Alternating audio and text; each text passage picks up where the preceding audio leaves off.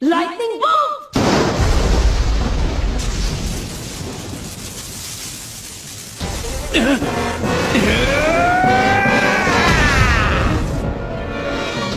Kidlat!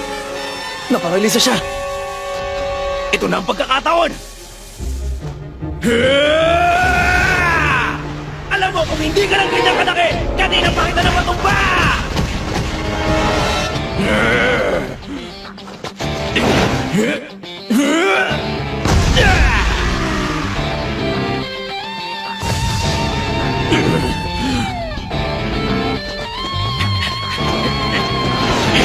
Ayos! Buti na lang nagawa ko! Tama na to! Ayoko na! Grabe! Muntik na ako mamatay kanina! Nakikita ko ng anino ni kamatayan! Dapat madala ko agad si Jules sa ospital! Nasuntok ko siya ng 8 beses! Woohoo! Ano bang nangyari?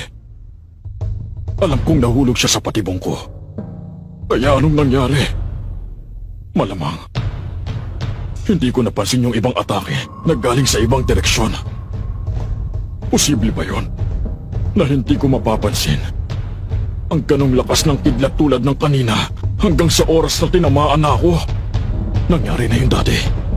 Hindi ko agad napansin. Nandun na pala ang pesting to sa akin.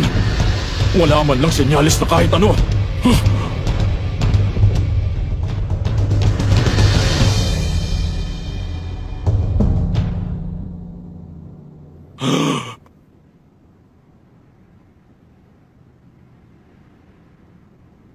Ang isang yan.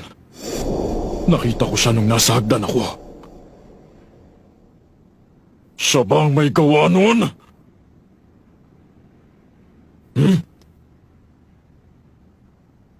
Pasensya ka na. Walang personalan, nagkataon lang na ikaw. Kailangan ko lang talaga maglabas ng init ng ulo.